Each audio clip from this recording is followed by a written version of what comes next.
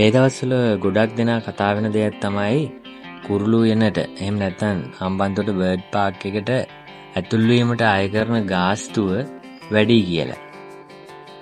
ඉතින් ඔයාටත් මේ පිළිබඳව ගැටලුවක් තියෙනවා නම් මං හිතුවා මේ වීඩියෝ එකේදී බර්ඩ් පාක් එකට ගියාම අපට දකින්න ලැබෙන බලා ගන්න පුළුවන් වෙන දුර්ලභ සහ විශේෂ වූ කුරුළු වර්ග කිහිපයක්ම මේ වීඩියෝ එකේදී පෙන්වන්න.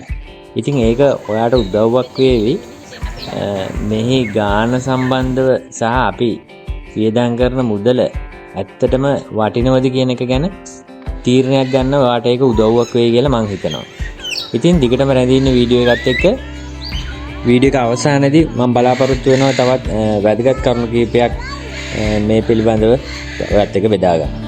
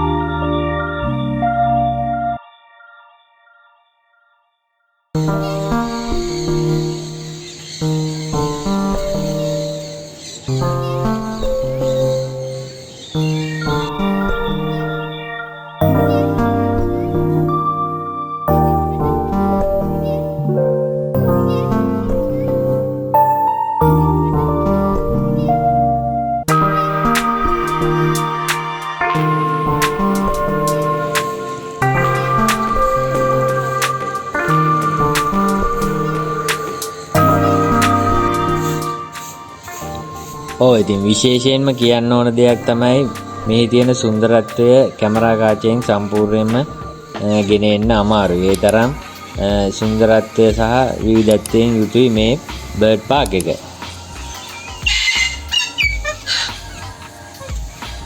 ලොකු පුංචි හැමෝටම මෙතනට ආවොත් පැය 2-3 කාලයක් මේ සුන්දරත්වය විඳින්න පුළුවන් අනිවාර්යෙන්ම. ඉතින් මේ සුන්දරත්වය විඳින්න ඔයත් මෙතනට එන්නම ඕනේ.